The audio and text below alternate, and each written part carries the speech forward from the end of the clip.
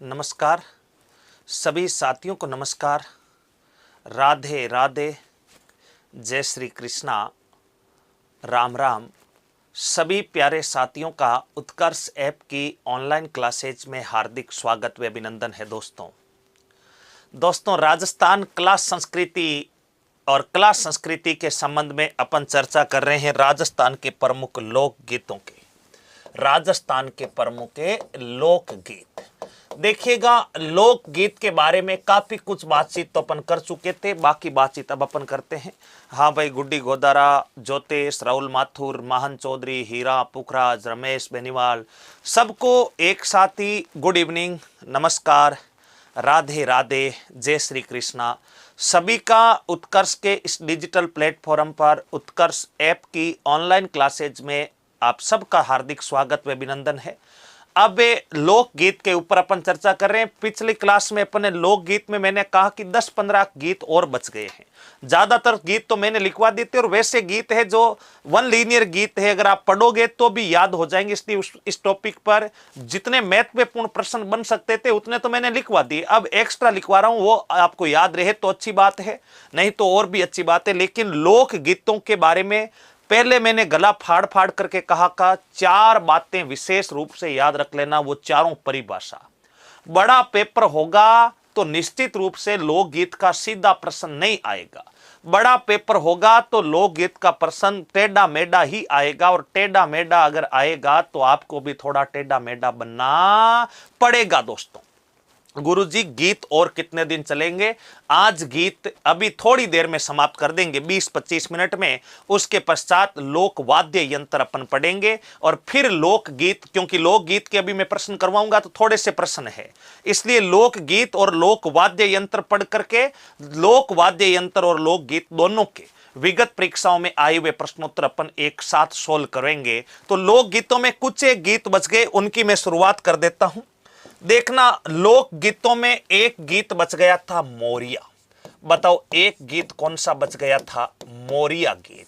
मोरे बोले आबूरे पहाड़ा में होमल जी, मोरे बोले, मोरिया गीत। बताओ मोरिया गीत ये राजस्थान में एक तो प्रसिद्ध है मारवाड़ क्षेत्र में, मारवाड़ के अलावा ये आपका प्रसिद्ध है सिरोही क्षेत्र में, यानी माउंट आबू सिरोही क्षेत्र में।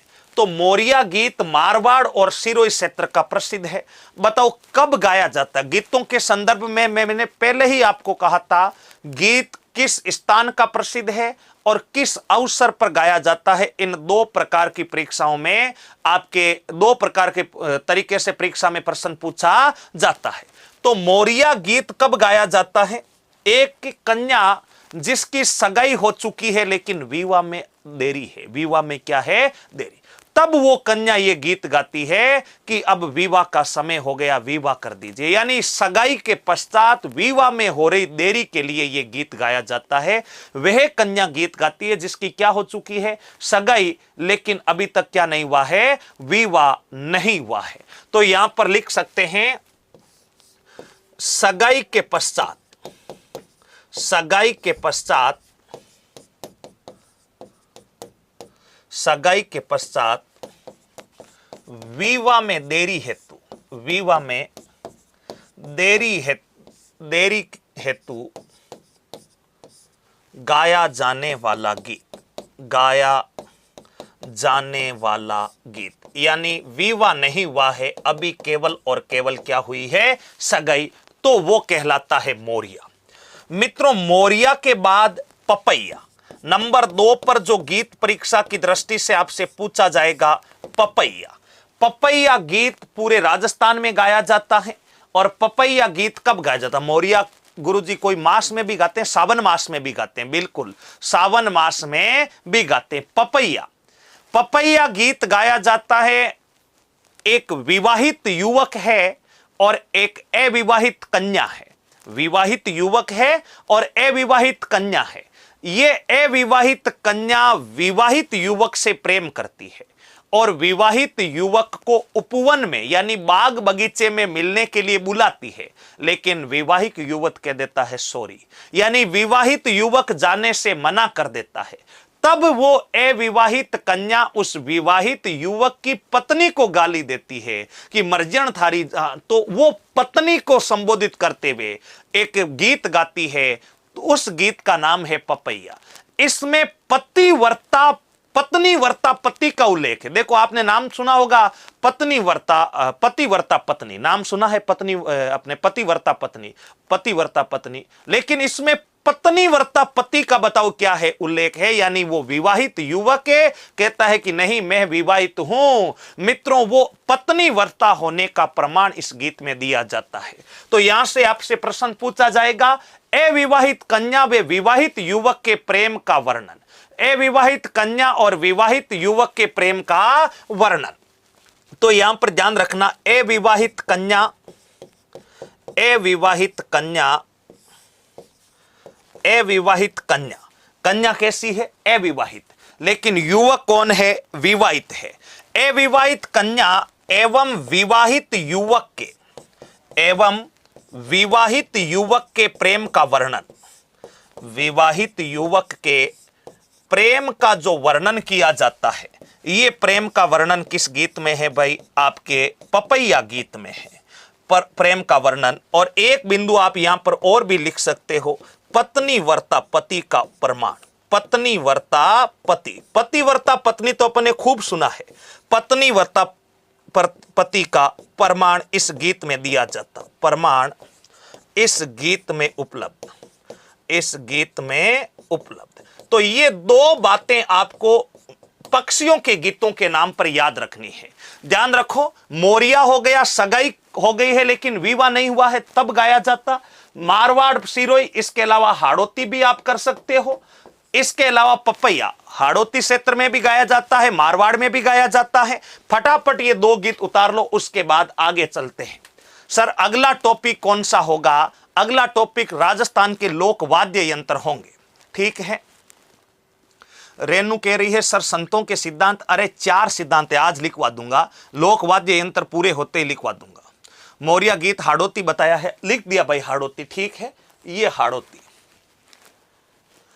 हां, कहां गाया जाता है? सभी जगह गाया जाता है।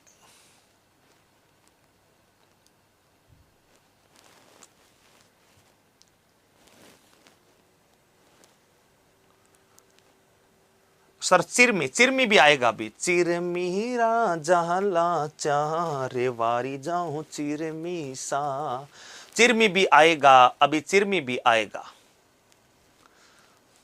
खेल खिलाड़ी नीतू चौधरी कह रही है खेल खिलाड़ी, खेल खिलाड़ी राजस्थान करंट जीके वाले पढ़ाएंगे आपको, वो कला संस्कृति में नहीं आएगा भाई। फटाफट उतारो भाई। ओके, उतार लिया। तो ये दो पक्षियों के नाम पर गीत हो गए। ये आपके किसके नाम पर गीत हो गए? पक्षियों के नाम पर।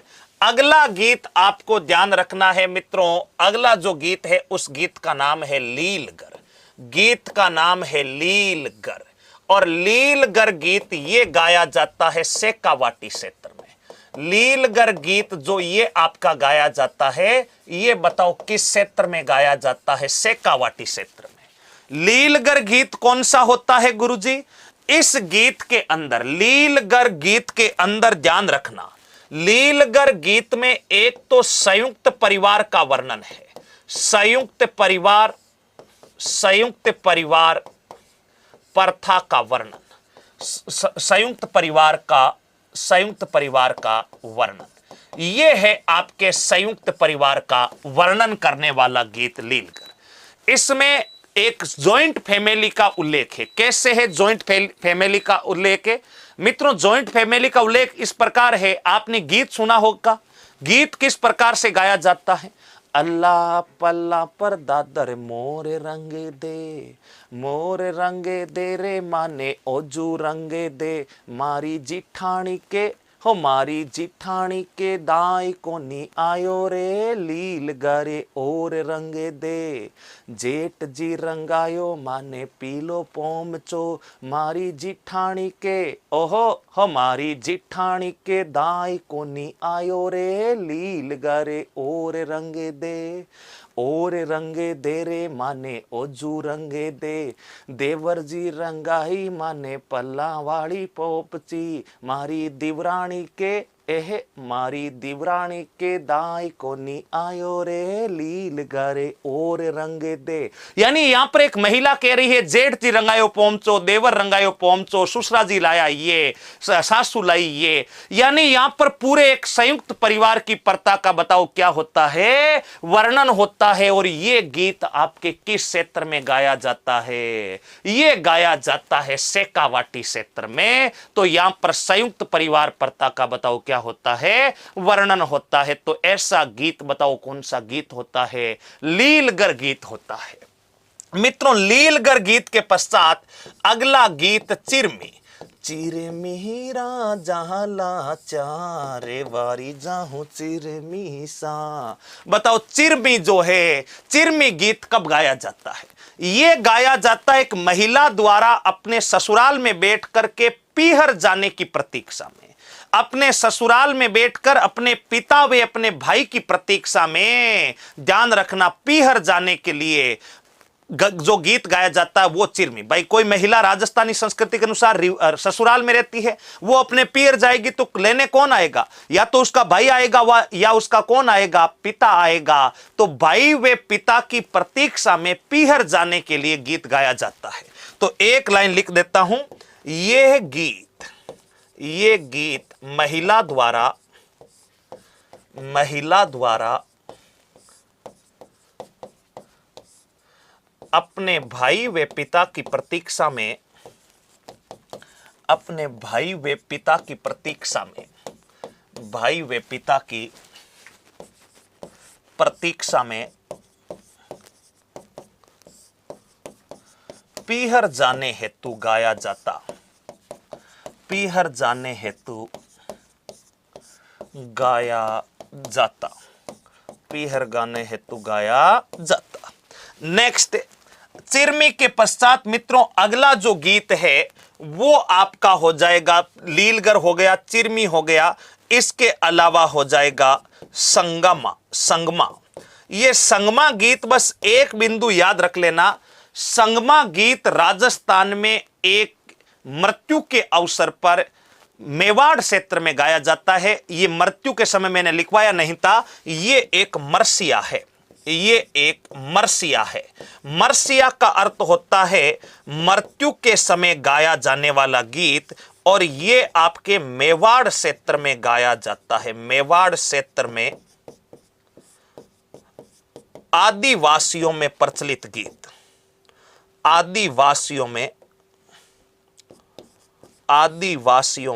प्रचलित गीत, आदिवासियों में प्रचलित जो गीत है उन गीतों का नाम है संगमा। फटाफट छापो, उसके बाद आगे बढ़ते हैं।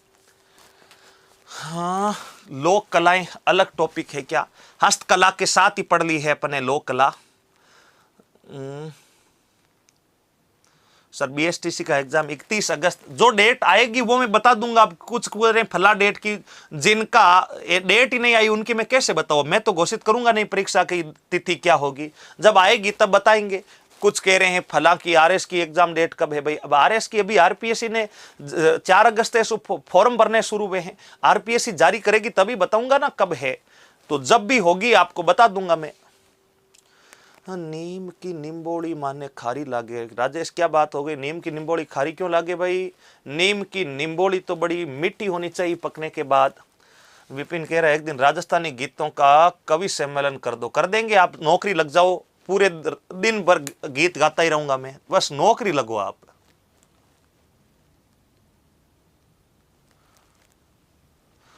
आरएस प्री का लाइव बैच 10 तारीख से हो रहा है ना, आरएस प्री का 10 तारीख से लाइव बैच।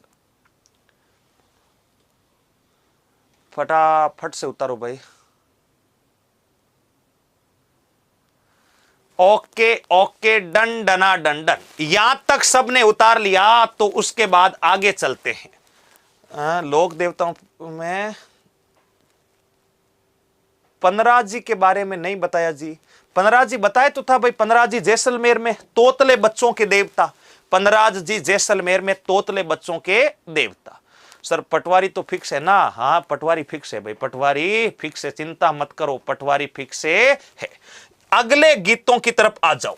देखो, होली के अवसर पर गाए जाने वाले गीत, होली के अवसर पर गाए जाने वाले गीत, होली के अवसर पर गाए जाने वाले गीत बताओ कौन से हैं?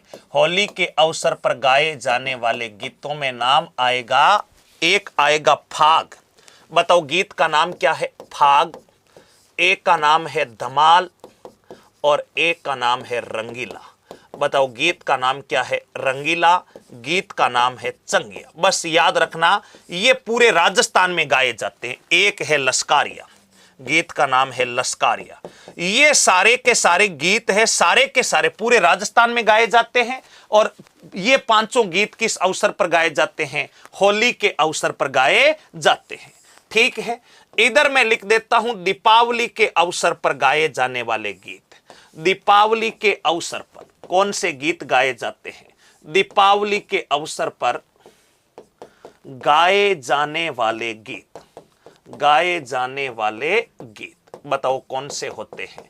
तो दीपावली के अवसर पर मित्रों एक तो गाया जाता है हीड़। बताओ गीत का नाम क्या है? हीड़।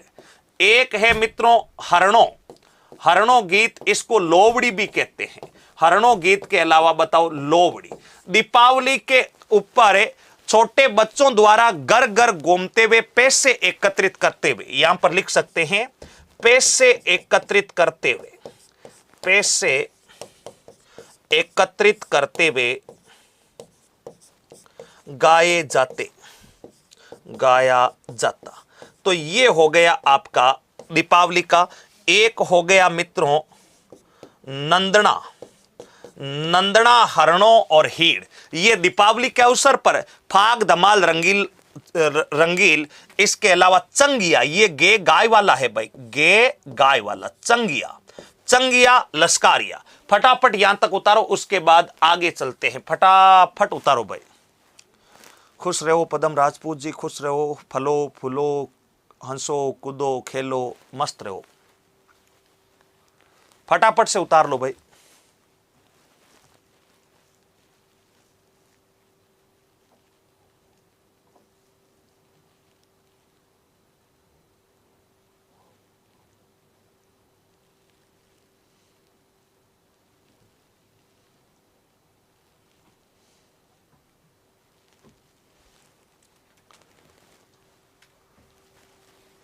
वाद्य यंत्र अलग से पढ़ाऊंगा ना भाई, अलग से पढ़ाऊंगा।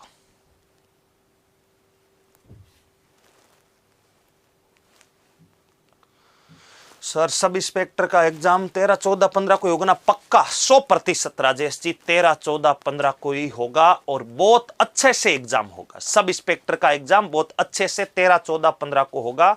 इसलिए अब पहले जो लापरवाही कर दी, अब कोई लापरवाही नहीं करें। देखो सारे एग्जाम आ गए, पीटीटी वालों का आ गया, बीएसटीसी वालों का आ गया, आरएस वाली शीघ्र डेट आ जाएगी। फॉर्म भर रहे हैं अभी, फॉर्म भरते 20-25 दिन बाद में डेट आ जाएगी। एग्रीकल्चर सुपरवाइजर की डेट आ गई, पटवार की डेट आ गई, सबकी डेट आ रखी है, सबकी। इसलिए अब लापरवाही का कोई गुंजाइश नहीं है। ठीक है, ओके, डन डना डन डन। कुआ पर एक ली सुनाओ सर, कुआ पर एक ली सुनाएंगे, लेकिन अभी नहीं सुना रहा। ये गीत हो गए आपके होली दीपावली से संबंधित, शराब से संबंधित, जन्म से संबंधित, मृत्यु से संबंधित, विवाह से संबंधित, पक्षियों से संबंधित, और भी कुछ गीत हो गए। अगला गीत केवड़ा गीत। बताओ कौन सा गीत है? केवड़ा गीत। ये आपको ध्यान रखना है। गीत का नाम है केवड़ा। केवड़ा एक वृक्ष है, केवड़ा एक वृक्ष है। बताओ केवड़ा एक क्या है? वृक्ष है। और ये जो केवड़ा है एक प्रेम गीत है, प्रेम गीत, ये भी ध्यान रखना। और नेक्स्ट है मेवाड़ के पर्वतीय भाग, मेवाड़ के पर्वतीय भाग एवं मैदानी भागों में, पर्वतीय भाग एवं मैदानी भागों में, मैदानी भागों में, मैदानी भागों में गाया जाता, गाया जाता। नेक्स्ट यहीं पर लिखना है, हाड़ौती क्षेत्र में, हाड़ौती क्षेत्र के पठारी भाग में ये विवाह के अवसर पर गाया जाता। ये विवाह के अवसर पर गाया जाता, विवाह के अवसर पर गाया जाता। नेक्स्ट, आंगो मोरियो गीत, गीत का नाम है आंगो मोरियो। घर की सुख समृद्धि हेतु, तो ये पूरे राजस्थान में गाया जाता है। घर की सुख समृद्धि हेतु, घर की सुख समृद्धि हेतु गाया जाने वाला गीत, गाया जाने वाले गीत बताओ कौन से कहलाते हैं? आंगो मोरियो। फटाफट उतार लो भाई, साथ के साथ ही फटाफट उतार लो, उसके बाद आगे बढ़ते हैं। सर गायन शैलियां पढ़ाओगे क्या? पढ़ा देंगे, आपके होगा तो कोई चिंतित नहीं, पढ़ा देंगे, शैलियां भी पढ़ा देंगे। केवड़ा से परफ्यूम भी बनता है ना सर? बिल्कुल बनता है। केवड़ा से क्या बनता है? परफ्यूम भी बनता है। पुखराज चौधरी कह रहा, मैं कब का एक प्रश्न पूछ रहा हूं। कब पूछ रहे हो भाई आप प्रश्न? अब आपका कमेंट आया है, क्या पूछ रहे हो आप बताओ तो सही। ये चौधरी पुखराज जी बड़े नाराज हो जाते हैं।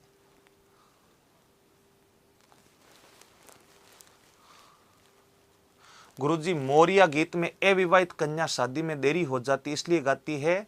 हाँ, शादी में देरी हो जाती है इसलिए गाती है पुखराज चौधरी।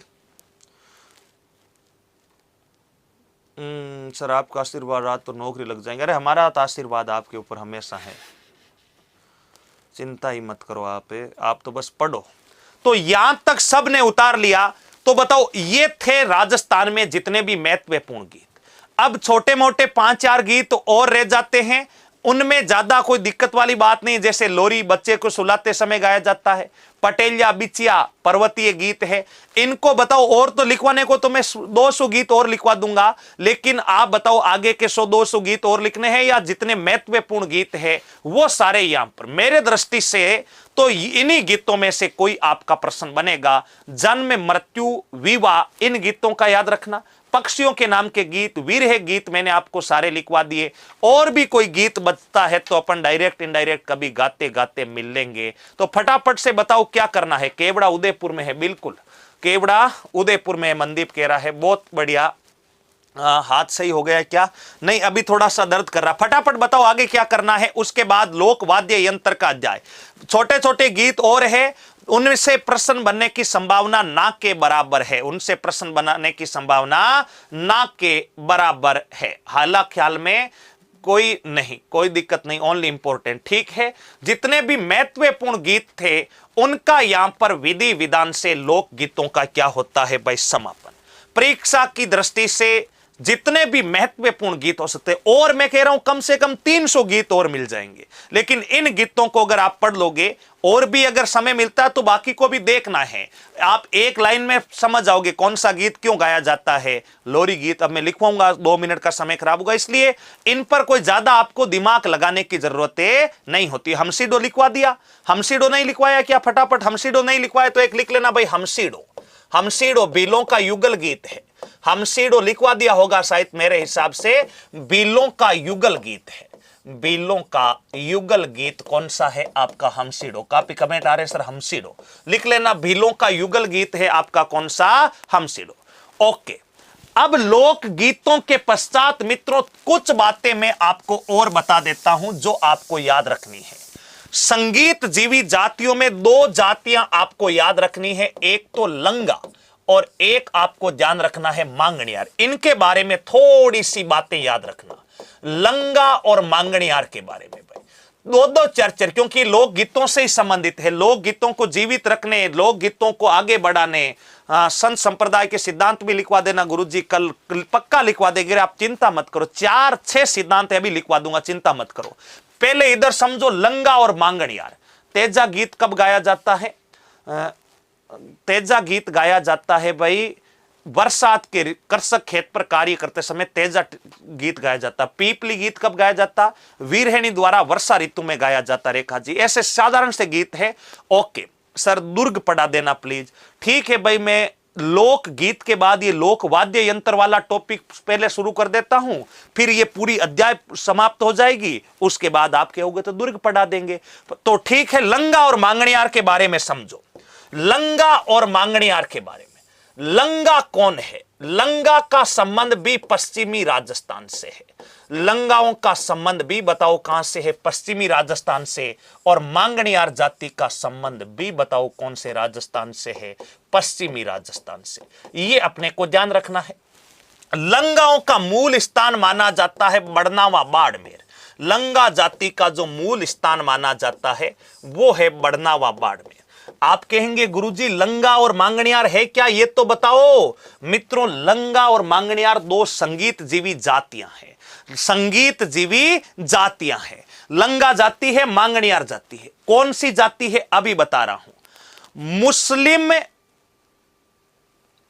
मुस्लिम वर्ग, मुसलमानों का वह वर्ग जो चौहानों के कथावाचक होते थे उनको कहा गया लंगा। बताओ क्या कहा गया? लंगा। तो यहां पर आप परिभाषा लिख सकते हो, मुसलमानों का वह वर्ग, मुसलमानों का वह वर्ग, मुसलमानों का वह वर्ग, वह वर्ग जो चौहानों का कथावाचक था, जो चौहानों का कथावाचक था, जो चौहानों का क्या था? कथावाचक था, उन्हें लंगा कहा गया। इनका निवास मूलते निवास स्थल, मूलते निवास स्थल बाड़मेर, जैसलमेर, बाड़मेर और जैसलमेर। लंगाहों का प्रमुख वाद्य यंत्र कौन सा है? कोई बता सकता है क्या? लंगाहों का प्रमुख वाद्य यंत्र कौन सा है? मांगणियार। मांगणियारों के बारे में ध्यान रखना, डाडी जाति एक होती थी, यह संगीत जीवी जाति थी, संगीत जीवी जाति। इन डाडियों में से एक कौम थी मीरासी। डाडियों में एक कौम बताओ मीरासी। और मीरासी जाति से बताओ कौन सी जाति की उत्पत्ति मानी जाती है? मांगणियारों की। बताओ कौन सी जाति की उत्पत्ति मानी जाती है? मांगणियार। आप में से कोई बता सकता है लंगाओं का प्रमुख वाद्य यंत्र? लंगाओं का प्रमुख वाद्य यंत्र बताइए फटाफट से, कौन सा है? राइटिंग समझ नहीं आ रही भाई, इतनी शानदार राइटिंग तो लिख रखी है, यही समझ में नहीं आ रही तो बहुत सुंदर अक्षरों में लिख रखी है। मांगणियार, इनका प्रमुख वाद्य यंत्र और इनका प्रमुख वाद्य यंत्र आपको दोनों को याद रखना है। लंगा कौन से वाद्य यंत्र का प्रयोग करते हैं? तो लंगा मित्रों करते हैं, आपके ध्यान रखना, सारंगी, सारंगी। और मांगणियार करते हैं कामायचा। मांगणियार बताओ कौन सा करते हैं? कामायचा। ये अपने को ध्यान रखना। लंगाहों का प्रमुख वाद्य यंत्र है सारंगी और आपके इनका प्रमुख वाद्य यंत्र है कामायचा। फटाफट से, हालांकि दोनों का दोनों ही करते हैं लेकिन मूल वाद्य यंत्रों की बात हो रही है। फटाफट उतारो, उसके बाद आगे चलते हैं। ये लंगा और मांगणियारों के बारे में आपको जानकारी पता होनी चाहिए। फटाफट उतार लो।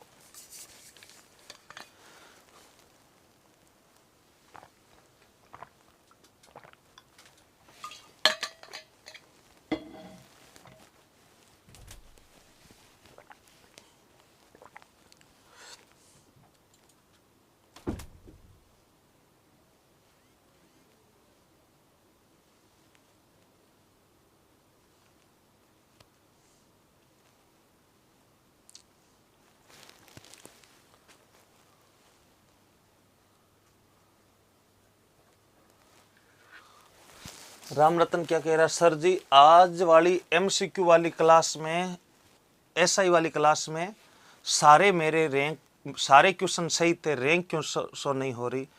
क्वेश्चन में मेरे रैंक शो नहीं बेटा, उसमें टॉप 10 की रैंक सही होगी भाई।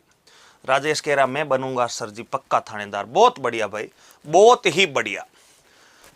मेरी शुभकामनाएं आपके साथ है राजेश जी, आप निश्चिंत थानेदार बने। बाड़मेर के बगल में लिखा हुआ बड़नावा, मूल स्थान है बड़नावा। बड़नावा कहां पर पड़ता है? बाड़मेर में पड़ता है भाई, बड़नावा पड़ता है बाड़मेर। इधर लिखा हुआ बाड़मेर जैसलमेर, JSL का अर्थ है कृष्णा भरतपुर जैसलमेर।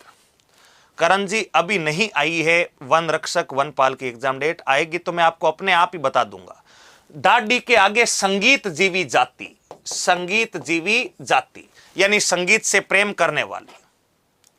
हाँ विपिन जी मैं एक बार देख लूंगा। मांगणियार पश्चिमी राजस्थान यानी बाड़मेर जैसलमेर में।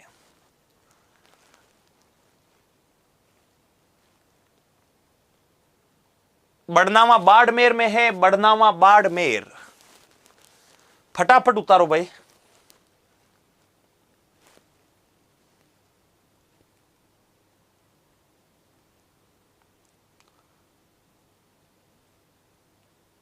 संगीता कह रही थक गई हूं पूछती पूछती। क्या पूछना चाह रही हो, मेरे तो कुछ समझ में नहीं आ रहा। अब आप संगीता जी अकेले तो हो नहीं कि आपका कमेंट आते मैं जवाब दे दूं, और टॉपिक से संबंधित होगा तो मैं कमेंट दूंगा। हैप्पी सिंह जी बिल्कुल सही है, हैप्पी सिंह जी बिल्कुल होता है। ओके डन डना डंडन। सर ढाडी के नीचे संगीत जीवी जाति, ढाडियों में से एक कौम है मीरासी, और मीरासियों से बताओ किस जाति की उत्पत्ति हुई है? मांगणियारों की उत्पत्ति हुई है। ओके डन डना डंडन, यहां तक सबने लिख लिया तो उसके बाद आगे की तरफ चलते हैं भाई। ये हो गए लंगा और मंगणियार जाति। मित्रों अगला एक बिंदु ध्यान रखना, भगतन किन्हें कहा जाता? जैसे नन्ही भगतन, वो भगतन किसे कहा जाता है? महिलाओं का वह वर्ग जो नाच गान का कार्य करता उन्हें भगतन कहा जाता। ध्यान रखना, महिलाओं का वह वर्ग जो राज दरबार में नाच गान का कार्य करता उसे क्या कहा जाता? भगतन कहा जाता था। तो भगतन के बारे में ध्यान रखो, महिलाओं का वह वर्ग, ये सारी बातें आपसे सीधी परीक्षाओं में पूछी जाती है। महिलाओं का वह वर्ग, महिलाओं का वह वर्ग जो राज दरबार में जो नाच गान का कार्य करता, नाच गान का कार्य करता, उन्हें बताओ क्या कहते? भगतन कहते। इस वर्ग की शुरुआत, इस वर्ग की शुरुआत, इस वर्ग की शुरुआत जोधपुर महाराजा, जोधपुर महाराजा विजय सिंह के काल में मानी जाती है। विजय सिंह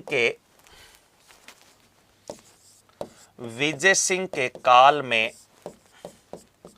मानी जाती। अब परीक्षा में प्रश्न कैसे पूछे जाते हैं वो तो उनको पता है जो 2-3 बार किसी ना किसी प्रतियोगी परीक्षा को दे चुका है, उनको एक एक शब्द की पता। जो पहली बार दे रहे हैं वो भी ध्यान रख लेना, एक एक शब्द मोती है, एक एक शब्द मोती है। जितना याद है परीक्षा में उतना ही काम आएगा, चाहे डायरेक्ट काम आओ चाहे इनडायरेक्ट काम आओ। इसलिए परीक्षा में प्रश्न पूछ लिया भगतन है, अब कंफ्यूज हो गए।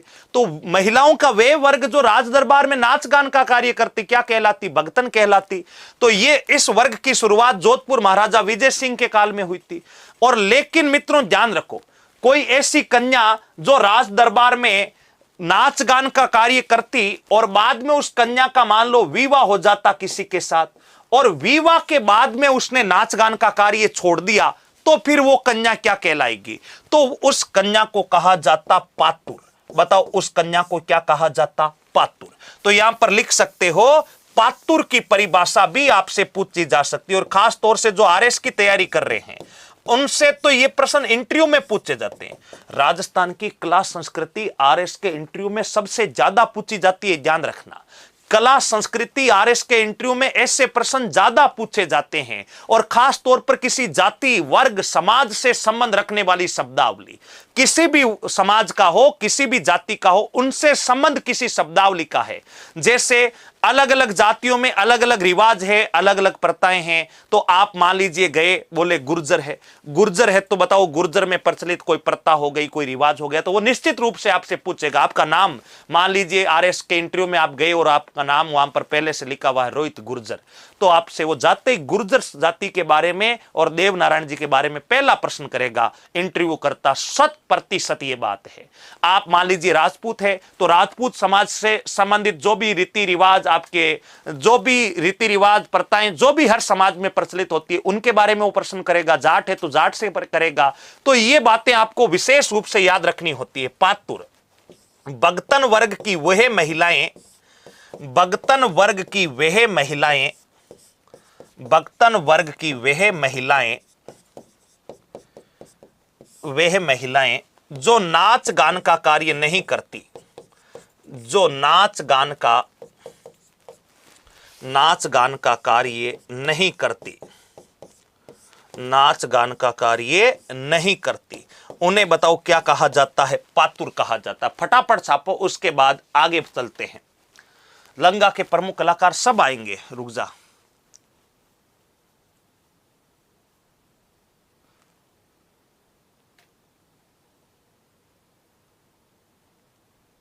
अरे दीपक जी, मूल स्थान कोई गांव का नाम नहीं इतिहास में उल्लेखित मिलता, नहीं तो मैं पहले ही लिखवा देता। दीपक वर्मा, गांव का नाम उल्लेखित नहीं मिलता मूल स्थान, इसलिए पश्चिमी राजस्थान इतना ही मिलता है। अब किसी गांव का नाम नहीं मिलता, नहीं तो मैं लिखवा देता पहले ही।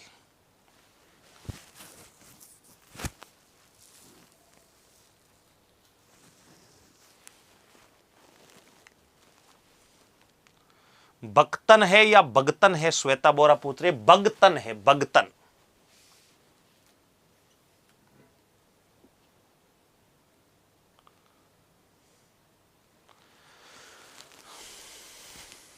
फटाफट उतार लो भाई।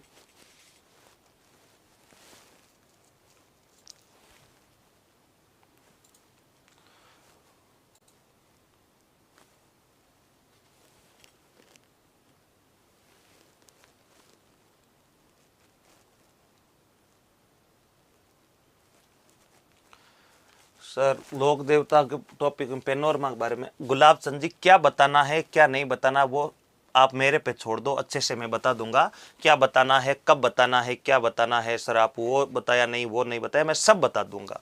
कब बताना है, क्या बताना और क्या नहीं बताना, ये सब मेरे ऊपर छोड़ दो आप। साकर खा मांगनी यार, सदीक खा मांगनी यार, बिल्कुल ओके। डन डना डंडन, यहां तक सबने उतार लिया। तो ये कुछ संगीत जीवी जातियां थी, और भी है, कलावंत हो गया, लेकिन इन प्रमुख संगीत जीवी जातियों के बारे में आपको क्या याद रखना है? 3-4 लंगा मांगनियार। यहां पर आपके राजस्थान के लोक गीतों के अध्याय का विधि विधान से क्या होता है? समापन होता है। मित्रों, लोक गीत फटाफट कमेंट करके बताओ, सबको अच्छे से क्लियर हुए कि नहीं, वे मजा आया कि नहीं आया? भाई लोक गीत में जितनी महत्वपूर्ण बातें, देखो पढ़ाने को मैं हजारों बातें पढ़ा सकता हूं। अरे आप क्या क्या याद रखोगे? इतना मैटर पढ़ा हुआ है, क्या क्या याद रखोगे? मैं आपको इतनी बड़ी पोथी लाके दे दूंगा, आप वो पढ़ लो। लेकिन पढ़ना क्या है, ये सबसे महत्वपूर्ण बात है। फटाफट एक बार बताओ, यहां तक सारी चीजें अच्छे से क्लियर हुई कि नहीं हुई, और साथ के साथ आनंद आया कि नहीं आया? तब अगला अध्याय शुरू करते हैं। छोटा सा अध्याय है, 2 दिन इसमें लग जाएंगे भाई। राजस्थान के लोक वाद्य यंत्र, 2 घंटे इसमें लग जाएंगे। राजस्थान के प्रमुख लोक वाद्य, एक स्मार्ट तैयारी का एक स्मार्ट तरीका होता है, कितना पढ़ना है, कितना पढ़ना है। ओके, बहुत अच्छे से, मजा आया, क्लियर हो गया, क्लियर हो गया। हाँ सर, परफेक्ट परफेक्ट, क्लियर हो गया। ठीक है भाई, आगे चलते हैं, अगला अध्याय लेते हैं राजस्थान के लोक वाद्य। आनंद ही कर दियो गुरुजी, ठीक है। ओके, डन डना डन डन, डन डना डने डन, सबको क्लियर हो गया। मांगनियार का वाद्य यंत्र क्या बताया? बता दिया, पीछे की देख लेना एक बार करके, आपको कामायचा बताया था। ठीक है ठीक है ठीक है ठीक है, घणो आनंद आयो सर, घणो आनंद आएगो। आगो आगो सवाल करवा दो, सवाल करवाएंगे। लोकगीत, और देखो अब तक जितने भी टॉपिक पढ़े सबके विगत परीक्षा में आयो प्रश्न करवाए हैं, तो इनके भी करवाएंगे आपको, लोकगीत के भी करवाएंगे और वाद्य, दोनों छोटे छोटे अध्याय है तो दोनों के साथ करवाएंगे, ताकि सवाल भी 30 से 1 सवाल बन जाए, एक क्लास में हो जाए। नहीं तो लोकगीतों में से इतने प्रश्न ही नहीं बनेंगे जो विगत परीक्षा में आए हुए हैं। तो विगत परीक्षा में आए हुए प्रश्न लोकगीत और लोकवाद्य के साथ करवाएंगे। ठीक है, लोकवाद्य क्या होते हैं? लोकवाद्य, फोक इंस्ट्रूमेंट आप अंग्रेजी में कह सकते हो, फोल्क इंस्ट्रूमेंट, इंग्लिश में आप लिखना चाहें तो फोक इंस्ट्रूमेंट आप लिख सकते हो। लोक वाद्य यंत्र अच्छी तरीके से जानते हो, वह यंत्र जिनसे स्वर की उत्पत्ति की जाए, जिनसे ध्वनि की उत्पत्ति की जाए, जिन्हें संगीत की उत्पत्ति की जाए, उन्हें कहा जाता वाद्य यंत्र। जैसे उदाहरण के लिए बांसुरी है, मान लीजिए ये बांसुरी है, इस बांसुरी को बजाऊंगा तो स्वर की उत्पत्ति होगी और स्वर के साथ मधुर संगीत भी उत्पन्न होगा, तो बांसुरी क्या हो जाएगा? वाद्य यंत्र हो जाएगा। मित्रों, हाथ में मंजीरा है, मंजीरा दोनों हाथों को मंजीरों से मैं टकराऊंगा, स्वर की उत्पत्ति होगी, बताओ क्या कहलाएगा? वाद्य यंत्र। तो स्वर की उत्पत्ति करने वाले वाद्य यंत्रों को क्या कहा जाता है? लोक वाद्य यंत्र कहा जाता है। अब आप कहेंगे ये स्वर क्या होता है? मित्रों, स्वर अगर आपको यह शब्द बोलना आता है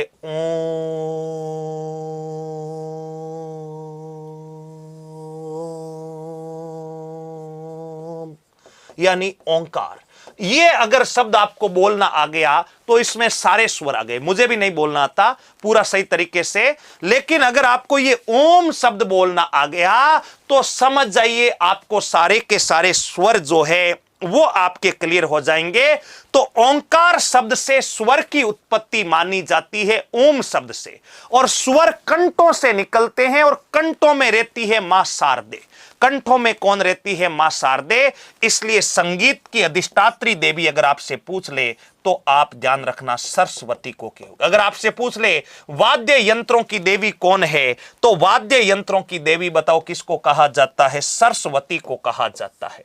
तो संगीत की उत्पत्ति ओम से हुई है, संगीत की अधिष्ठात्री देवी सरस्वती को माना जाता है, और स्वर उत्पन्न करने के लिए जिन यंत्रों का प्रयोग करते हैं उन्हें वाद्य यंत्र कहा जाता है। तो आपको ये तीन बातें याद रखनी है। उसके बाद वाद्य यंत्रों का वर्गीकरण करते हैं। तो एक बिंदु में लिख देता हूं, ऐसे वाद्य यंत्र, ऐसे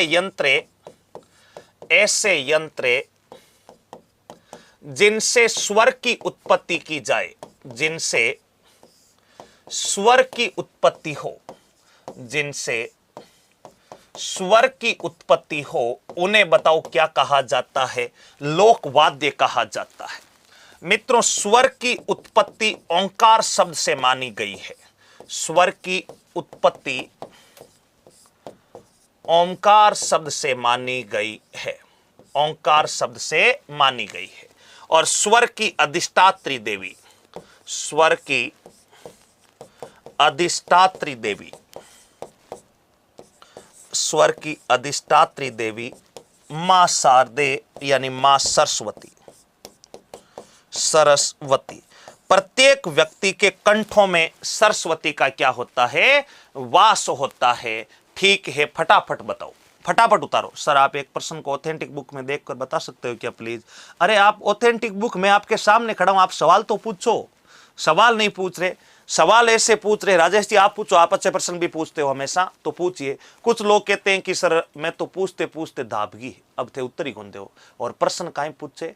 गुरुजी एक बार मोरियो गीत गार सुनाई दो। अरे क्यों भाई, इन प्रश्न को उत्तर देना जरूरी है, इन प्रश्न को उत्तर देना जरूरी है। और फिर नीचे बड़े एहसान बंद तरीके से लिखते हैं, गुरुजी आप तो मेरे कमेंट को जवाब ही कौन दियो। अरे कैसा कमेंट? अगर आप प्रश्न पूछोगे तो मुझे बड़ा आनंद आएगा, अच्छा प्रश्न पूछोगे तो। अब फलानी डेट आएगी, फलानी कौन आई, कद आई, कल आई, परसों आई, आज जद आ जाए, चिंता क्यों करो था, आज के दिन में बता दे था ने, अभी तो उतारो, बाद में आगे चलना, फटाफट उतारो।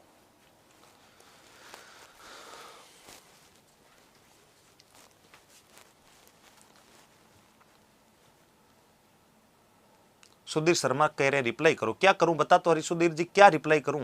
आपने 4 कमेंट डाल दिए, अब आपका कमेंट स्क्रीन पर अटकेगा तो है नहीं, ऊपर नीचे हजारों कमेंट आएंगे, तो आप कमेंट डालो ना सीधा, फटाफट उतार लो भाई।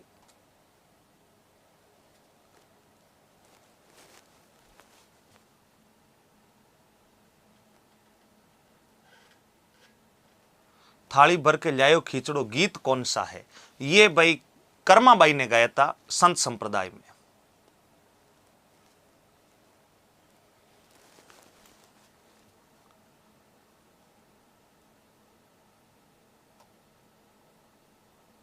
गुरुजी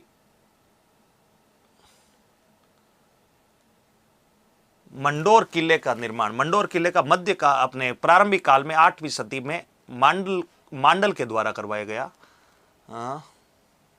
अब मैं कमेंट देख रहा हूं लेकिन वो डालेंगे नहीं, फिर जैसे मैं समझाऊंगा तब कहेंगे कि गुरुजी आप बताया नहीं आपने। अब जिस समय मैं समझा रहा हूं उस समय तो आपके कमेंट पढ़ नहीं पा रहा हूं, अब आप डालते तो मैं भी आपके रिप्लाई करता तुरंत। फटाफट बताओ भाई, फटाफट उतार लो। सर जी लास्ट लाइन में क्या लिखा हुआ? स्वर की अधिष्ठात्री देवी, आराध्य देवी लिख लो आप, अधिष्ठात्री देवी।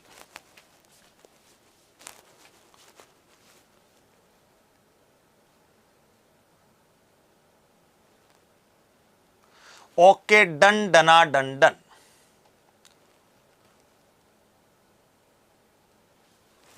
ठीक है, यहां तक सबने उतार लिया तो उसके बाद आगे चलते हैं, उसके बाद आगे चलते हैं। सर अच्छा, आरएस में ओबीसी वाला एक बार कमेंट रोकना उनको, ऊपर वाला कमेंट थोड़ा सा ऊपर रोक लीजिएगा।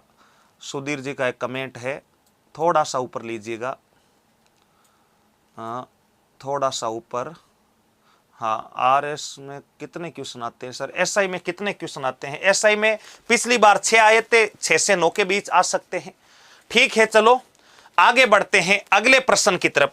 अब देखो लोक वाद्य यंत्र 4 प्रकार के होते हैं। अगला बिंदु आपको याद रखना है, लोक वाद्य यंत्र 4 प्रकार के होते हैं। लोक वाद्य यंत्र 4 प्रकार के, लोक वाद्य यंत्र ये बताओ कितने प्रकार के होते हैं? 4 प्रकार के होते हैं। 4 प्रकार कौन कौन से होते हैं? लोक वाद्य यंत्रों में नंबर 1 पर जो आता है वो आपको ध्यान रखना है, सुशिर वाद्य यंत्र। वाद्य यंत्र का नाम है सुशिर वाद्य यंत्र। परीक्षाओं में प्रश्न कैसे पूछे जाते हैं? परीक्षाओं में प्रश्न पूछे जाते हैं उपरोक्त में से कौन सा सुशिर वाद्य यंत्र है या नहीं है, कौन सा गण वाद्य यंत्र है या नहीं है। यानी वाद्य यंत्रों की पहचान करनी आपको आनी चाहिए, तभी जो है आप वाद्य यंत्रों का प्रश्न सही कर पाओगे। इसलिए वाद्य यंत्र 4 प्रकार के। पहला काम आपका यह होना चाहिए कि गुरुजी आप कोई सा भी वाद्य यंत्र का नाम बोल दो, मैं बता दूंगा कि यह वाद्य यंत्र उस श्रेणी का है। अगर आप इतना काम कर लोगे तब आगे जाकर के कौन से वाद्य यंत्र का कौन सा प्रमुख कलाकार है, नंबर 2 का काम वो होगा। गुरुजी आप कोई सा भी बता देना कलाकार, मैं बता दूंगा। और नंबर 3 वाद्य यंत्र का प्रचलन किस क्षेत्र में सर्वाधिक है। ये 3 ही बातें अगर वाद्य यंत्र में आपको याद है तो दुनिया की कोई ताकत आपके वाद्य यंत्र का प्रश्न परीक्षा में गलत नहीं करवा सकती। हां फालतू पंचायती करवाते हुए गलत करवा देगी, क्योंकि कई ऐसे विद्वान हैं जो ऐसे ऐसे प्रश्न पूछ लेते हैं कि गुरुजी सबसे गोल वाद्य यंत्र कौन सा है। अब लिखवाने को क्या जाता है, कोई कहीं लिखवा देगा, लेकिन ऐसा कुछ होता नहीं है। जो मानक सोर्स से अगर आप उनमें 3 तथ्य याद कर लेंगे तो परीक्षा में आपका कभी भी प्रश्न गलत नहीं होगा। कई बता देते हैं वागड़ का गांधी भोगीलाल पांड्या, वागड़ का दूसरा गांधी और किसी को, वागड़ का तीसरा, 3-3 गांधी लिखवा दे। अरे गांधी एक ही है, वो 2-2 3-3 लिखवा के आप जैसे विद्यार्थी को भ्रमित करने का काम है, तो आप उनको चिंतित नहीं है। आप 3 काम कर ले, वाद्य यंत्र की श्रेणी पहचान ले, नंबर 2 वाद्य यंत्र का प्रमुख कोई कलाकार है, क्योंकि सारे वाद्य यंत्रों के कोई प्रसिद्ध कलाकार भी नहीं है, कुछ एक वाद्य यंत्रों के कलाकार है वो पहचान ले, और किस क्षेत्र में प्रचलित है वो पहचान ले, या किसी वाद्य यंत्र के वादन के कारण किसी को कोई पुरस्कार मिला है तो वो पहचान ले। बस ये 4 बातें पहचान ले, बहुत है, पर्याप्त है। और भी मैं कई बातें आपको बताता रहूंगा। तो सबसे पहले मान लीजिए कोई वाद्य यंत्र का मैंने नाम लिख दिया और मैंने कहा कि उपरोक्त में से किस श्रेणी का वाद्य यंत्र है, तो पहचान करनी आनी चाहिए। और पहचान करने के लिए सबसे पहले आपको परिभाषा आनी चाहिए। सुशिर वाद्य यंत्र की परिभाषा होती है ऐसे वाद्य यंत्र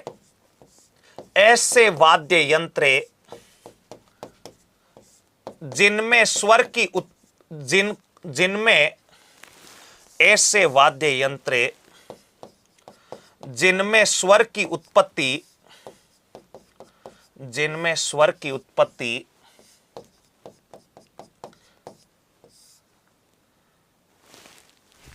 अथवा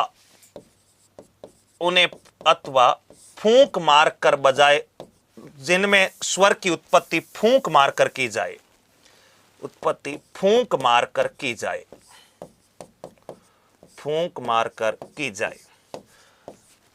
इसका अर्थ क्या हो गया? ऐसे वाद्य यंत्र जो फूंक मारकर बजाए जाते हैं, जैसे बांसुरी। बांसुरी को कैसे बजाते हैं? फूंक मारकर बजाते हैं। अलगोजा, सेनाई, मसक, नड़, सिंगी, नागफणी, ये सब मैं आपको याद करवा दूंगा ट्रिक से, चिंता मत करो। याद करवाना मेरा काम है, करना आपका काम है। तो पहला तो ये परिभाषा याद रखना। नंबर 2, गण वाद्य यंत्र। नंबर 2 का वाद्य यंत्र बताओ कौन सा है? गण। उदाहरण लिखना चाहे तो लिख ले। उदाहरण आपके बांसुरी हो गया, एक एक उदाहरण लिख लो, फिर मैं विस्तार से बताऊंगा। वैसे भी नंबर 2 पर गण वाद्य यंत्र। गण वाद्य कौन से होते हैं? गण वाद्य यंत्र ऐसे वाद्य यंत्र जो धातु के बने होते हैं। गण वाद्य का अर्थ हो गया ऐसे वाद्य जो धातु के बने होते हैं, जिनको या तो आपस में टकराया जाए या जिन पर चोट की जाए, उन्हें गण वाद्य कहते हैं। कैसे? जैसे अपन स्कूल में घंटी बजाते हैं, तो घंटी किसकी बनी होती है? पित्तल की। यानी पित्तल क्या है? धातु है। पित्तल से बनी है तो गण हो गया। भाई अपन घुंघरू बांधते पांव में, किसके होते हैं? पित्तल के, लोहे के होते हैं, तो लोहे के बने हैं तो गण हो गए। मित्रों, अपन जांज मंजीरा बजाते हैं, तो ये क्या है? जांज मंजीरा पित्तल के अपन बजाते नहीं है क्या? मंदिर में घंटी बजाते हैं, कुत्ते के गले में घंटी बांधते हैं, हाथी के गले में घंटा बांधते हैं, शक्ति घंटा, देव घंटा। जो भी धातु के बने वाद्य यंत्र है, जिनको परस्पर टकराने अथवा चोट करने से स्वर की उत्पत्ति होती हो, उन्हें क्या कहते हैं? गण वाद्य। तो यहां पर लिख सकते हो ऐसे वाद्य जो धातु से निर्मित हो, जो धातु से निर्मित हो एवं आपस में टकराने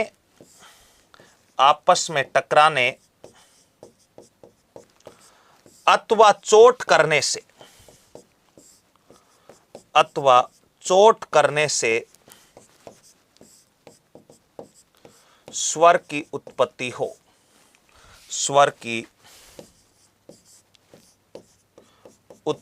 हो, उन्हें बताओ क्या कहते हैं? अपन गण वाद्य कहते हैं। उदाहरण के लिए आप एक बार एक ही लिख ले, घंटी। सारे मैं बताऊंगा कैसे कैसे वाद्य यंत्र, फटाफट उतारो, उसके बाद आगे चलते हैं।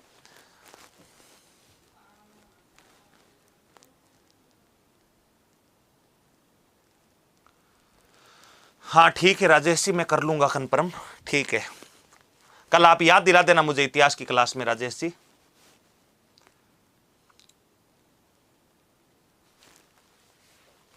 सर आरएस में योग्यता क्या चाहिए? आरएस में योग्यता चाहिए स्नातक, बीए पास।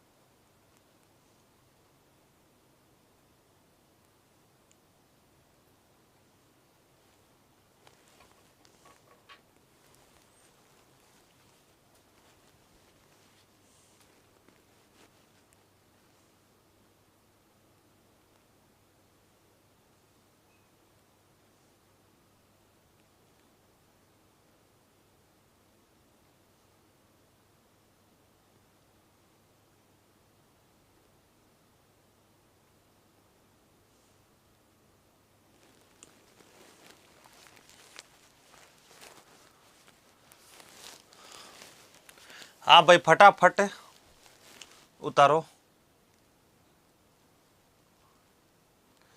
त्योहारों में किस त्योहार में सबसे ज्यादा गीत है? गणगौर पर है सबसे ज्यादा। आरएस में ओबीसी क्या है? आरएस में कितने चांस है? चांस तो तैयारी करेगा उनके सबके चांस है।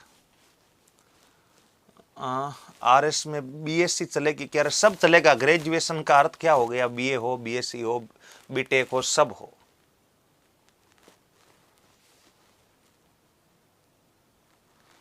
फटाफट उतार लो भाई। ओके, डन डना डन डन। अब ये हो गए 2 वाद्य यंत्र। नंबर 3 का जो वाद्य यंत्र है, सुशिर गंध के बाद में एक वाद्य यंत्र है आपका अवनद। अवनद अथवा ताल। अवनद अथवा ताल वाद्य यंत्र किसे कहा जाता है? सरल सा वाद्य यंत्र है, अवनद या ताल, ऐसे वाद्य यंत्र जिनके ऊपर चमड़ा मंडकर बनाया जाए। जैसे ढोल हो गया, भाई ढोल पर नीचे क्या होती है? लकड़ी, लेकिन ऊपर क्या बना दिया, लगा दिया गया चमड़ा, तो ढोल बजाएंगे। नगाड़ा, नीचे आपके लकड़ी, ऊपर बताओ क्या हो गया? चमड़ा। तो वे वाद्य यंत्र जो चमड़ा मंडकर बनाया जाए उन्हें बताओ क्या कहा जाता है? अवनद वाद्य यंत्र कहा जाता है। तो वह वाद्य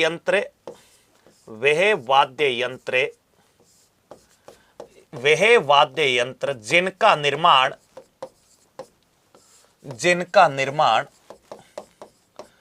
चमड़ा मंडकर किया जाए, चमड़ा मंडकर यानी चमड़ा लगाकर, चमड़ा मंडकर किया जाए एवं स्वर की उत्पत्ति हेतु, स्वर की उत्पत्ति हेतु उन पर चोट की जाए, उन पर क्या की जाए? चोट की जाए। तो बताओ उन्हें क्या कहा जाता है? उन चोट की जाए तो वो हो जाते हैं आपके अवनद, या इन्हीं को कह सकते हैं ताल। उदाहरण के लिए अभी आप केवल एक लिख लो ढोल, वैसे मैं सारे आपको याद करवा दूंगा। तो अवनद वाद्य यंत्र में एक हो जाएगा आपका ढोल, और एक वाद्य यंत्र लास्ट और रह जाता है तत्वाद्य यंत्र। यानी वाद्य यंत्रों का नंबर 3 तो हो गया अवनद, और नंबर 4 आपके हो गए तत्वाद्य यंत्र। तत्वाद्य यंत्र का अर्थ होता है ऐसे वाद्य यंत्र जिनमें स्वर की उत्पत्ति तारों से की जाए, जिनमें स्वर की उत्पत्ति किससे की जाए? तारों से की जाए। तो बताओ तारों से की जाए तो क्या होगा? तारों से की जाए तो वाद्य यंत्र तत्व हो जाएगा। ऐसे वाद्य यंत्र जिनमें स्वर की उत्पत्ति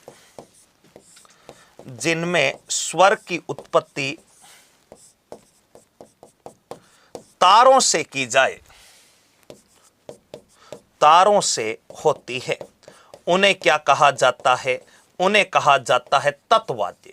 उदाहरण के लिए आप लिख सकते हैं रावण हत्ता। उदाहरण के लिए आप लिख सकते हैं रावण हत्ता। आपने देखा ही होगा भोपा जी बजाते रहते रावण हत्ता।